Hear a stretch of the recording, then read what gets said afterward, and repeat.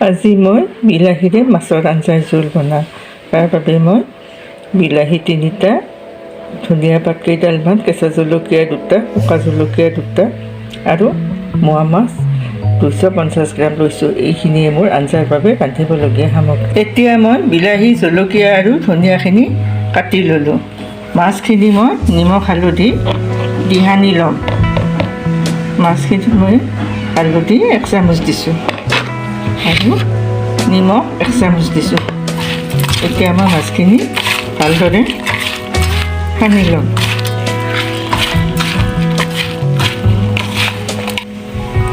কেৰাহীটো গৰম হৈ আহিছে, এতিয়া মই মাছখিনি দি দিম।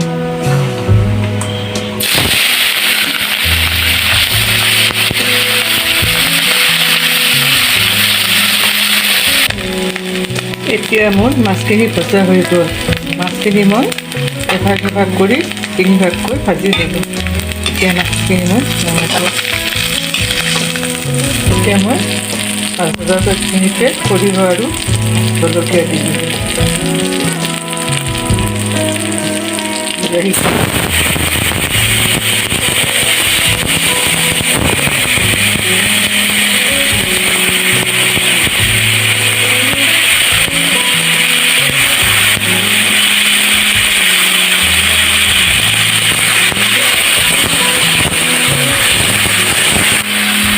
নিমখ 1 চামুচ কম দিলোঁ, হালধি আধা চামুচ।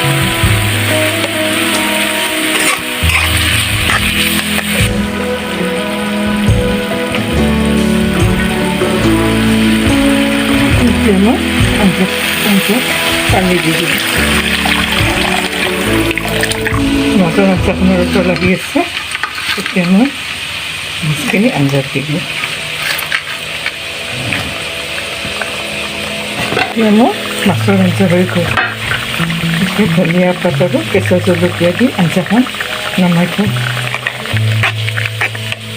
এতিয়া মোৰ মাছৰ আঞ্জা পৰিৱেশনৰ বাবে সাজু কৰি ল'লোঁ। আপোনালোকে যদি মোৰ ভিডিঅ'টো ভাল পাইছে তেতিয়াহ'লে লাইক কৰিব, কমেণ্ট কৰিব আৰু ছাবস্ক্ৰাইব কৰিব।